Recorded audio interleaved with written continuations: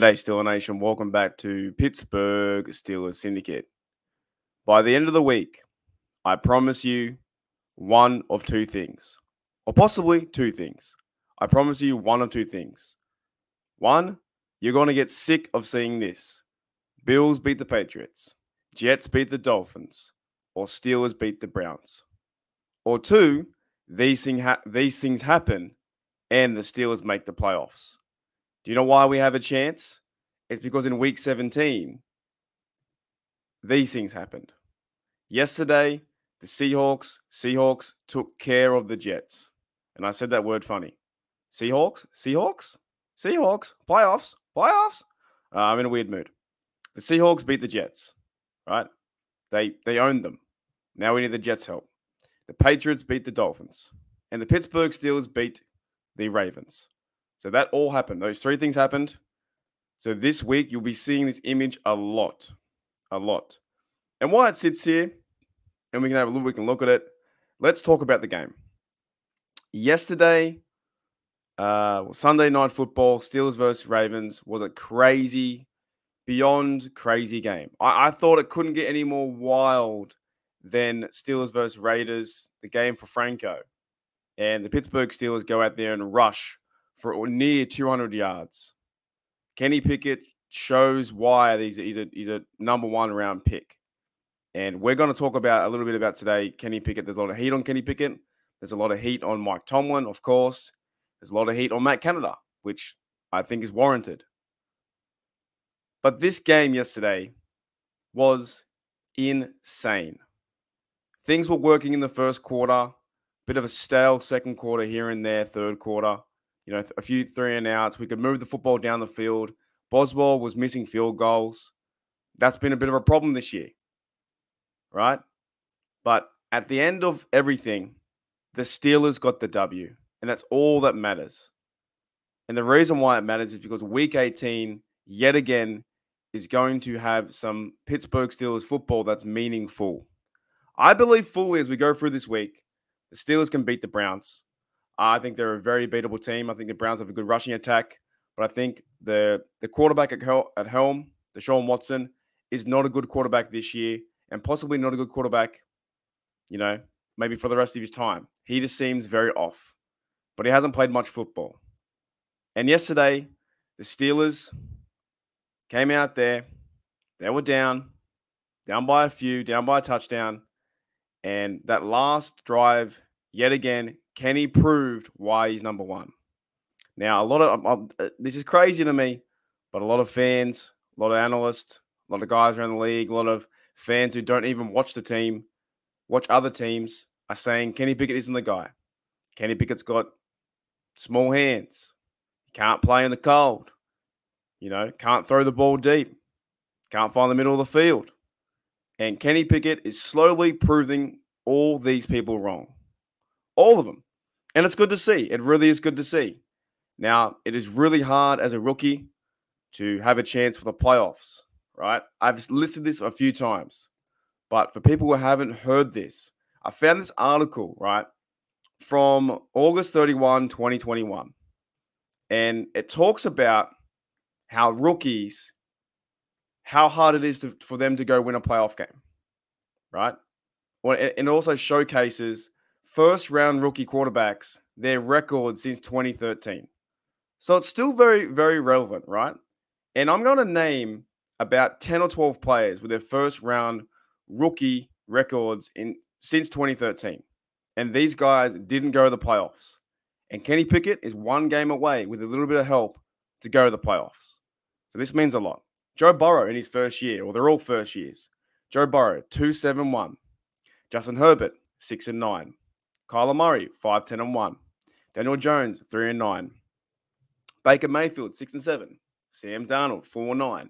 No matter what you think of these players, some are outstanding right now. Herbert's outstanding. Murray's, yeah, okay. Daniel Jones, yeah, okay. Joe Burrow, hate to say it, he's outstanding. Josh Allen, outstanding. He was 5-6 in his first year. Josh Rosen, non-existent right now, 3-9. Trubisky, 4-8. Carson Wentz, 7-9. Winston, 6-10. Marcus Mariota, 3-9. Teddy Bridgewater, 6-6. EJ Manuel, 4-6. All those quarterbacks had bad records in their first year. And to my knowledge, without researching it, but from I think I looked back the other day, Kenny Pickett is now 6-6, I believe, this year as a rookie. If he wins next week, not only does he get the Steelers a winning record, Mike Tomlin has a winning record, and the Steelers have never had a losing season since 2002. This team always fights. It's fighting. It's been since I've been watching, they've been fighting for a chance for the playoffs. Playoffs? Well, now we have a chance. And that to me is very impressive. I think this team win yesterday, the defense stood up. You saw guys like Mark Robinson. You saw guys, Liao was in there. Cameron Haywood, sure, he got penalized, but I didn't think that was a penalty. That was just ridiculous. They're showing some heart. Minka's in there too. He's fighting. TJ Watt got a sack. Sure, he looks a bit slower, but he's still trying his heart out. And so is Highsmith. A lot of these guys are playing. And for people to say, Kenny Pickett's a bust, he's terrible, he hasn't got what it takes to be a Steeler, yada, yada, yada. It's all first-round problems when you're a rookie quarterback. And I just named about 10 or 12 rookies that had worse years or similar years to Kenny Pickett. And they didn't go to the playoffs. And now Kenny Pickett and the Steelers have a chance to go to the playoffs. And I will be talking about this all week as well. I will be talking about there's a narrative out there the Steelers don't deserve to go to the playoffs. And I don't get that.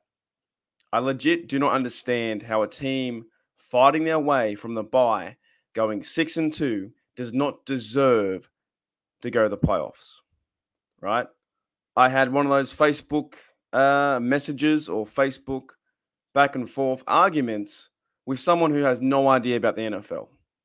And I was an Australian dude on NFL Australia. And I was just like, he said in a comment that doesn't matter. If the Steelers make it, they're done. They're gonna get beaten by a better team. There's no point having them there. They're just there to fill numbers. I was like, you don't understand football, and nor do you understand the Pittsburgh Steelers. The Pittsburgh Steelers from the bye are 6-2, and that's pretty good to me. Now they have a chance. If they beat the Browns, if the other two results goes their way in the AFC East, we're going to be watching the AFC East next week, and hopefully soon we'll find out about what time these games will be on. But his comment was, it doesn't matter. They're just there to fill numbers, right? And I don't get that. The 7th seed, teams are fighting to get the 7th seed. Right now, the Green Bay Packers and Detroit Lions are fighting for the 7th seed on the other side. Are they just there to fill numbers? The Packers are playing better, and the Lions are a good team. The Lions are also fighting back from 1-6 or 2-6, similar to us. We were 2-6. The Steelers were 2-6 at the bye. And they've come out to fight to be 500. That is ridiculous. Yes, we lost to the Bengals. Yes, we lost to the Ravens. But look where the team is now, with a chance in Week 18 at 500, a chance for the dance, to be part of the dance, right? Grab your ticket, check in, hang your coat up. You got a chance in the dance. And that's all we need. And this game was fantastic. This game was fantastic to see that Kenny Pickett goes down the field, links up with Najee, right? That I've seen that pass yet again. The pass to George Pickens was so nice last week. This one might be even sweeter. He kind of almost checks to Najee and says, "Go down the field," directs him a little bit, breaks out from the pocket, fires a zinger, and they score a TD. It was so awesome to see. To set that play up too, they fired another zinger or a dime to Stevens. Shout out to Steven Sims, right? I said Stevens, I mean Steven Sims. Shout out to him. It was great to see. Fantastic. Shout out to Jalen Warren. He's a guy, undrafted. This is the point where a lot of people say, you know what, all we care about is Super Bowls. Yeah, I don't. I really don't. Sure, I want the Steelers to win. I want them to win. I want them to win the Super Bowl. But to me, it's about the journey. It's about the journey, man. This journey right now, the Steelers are 500. They are 8-8. And Mike Tomlin is facing, if we don't even make the playoffs, say the Bills don't play up or, the Dolphins win somehow with their third quarterback. If the Steelers go on to win 9-8 with this team starting the way it did and finishing with a winning record, that to me is success. But what would be even better, and I'm going to talk about this a whole week. I told you, I'm showing you this visual the whole week. This is the hype up of all hype ups for week 18. 3 games left. If these 3 games go our way, we're in the playoffs, and that's it. But even if we don't make it, if the Steelers go if they go with a winning record, then that's fantastic. But we have a chance. The Steelers played some good football yesterday. They only allowed the Ravens 3 points in the second half. They adjusted. Defensive line played better. Sure, we need to get some better corners, some better coverage skills. Mark Andrews teared us up, but they figured it out. And they figured out Huntley near the end to get a game-winning interception. I'm going to leave you if you made it this far with this question. And I really want to hear your guys' thoughts. I'm going to leave you with this question. Who, in your opinion, if you made it this far, who, in your opinion, do you think deserves the game ball? You can type anyone you like. Kenny Pickett, Najee Harris, Warren, TJ Watt, Cameron Haywood, Minka. Who do you think deserves the game ball for this game? Is it a particular person? Is it a coach? Is it the whole team? Right? I'm going to go and put my game ball. If I have to give one, it's probably going to be, Warren's my guy. Yeah. It has to be either Warren or Najee Harris, or even probably the offensive line. Someone on the offensive line or someone running the football by running 198 yards at the Ravens defense is fantastic. So somebody on the offensive line is getting a game ball. If it's Najee Harris, if it's Jaylen Warren, if it's the O-line, if they can all share the game ball. But they ran that game ball for 198 yards and set up the Steelers to win. Now, of course, red zone offense, we need to do better. The Steelers got to go in there and get touchdowns, not field goals. But my game ball, guys, to finish the episode and the video, and leave in the comments below who your game ball is. Mine is Jaylen Warren, and then Najee and the offensive line. They can all share the game ball. But anyways, guys, thank you for checking out Pittsburgh Steelers Syndicate. Myself and Owen and Mackenzie on the team as well. We all appreciate your comments, your likes. Even if you disagree with us and we go back and forth, it's fine. At the end of the day, our Steelers won, and we have a chance to go to the playoffs, and that's all that counts. Alrighty, guys. I'll see you guys later. As always, here we go, Steelers. Here we go.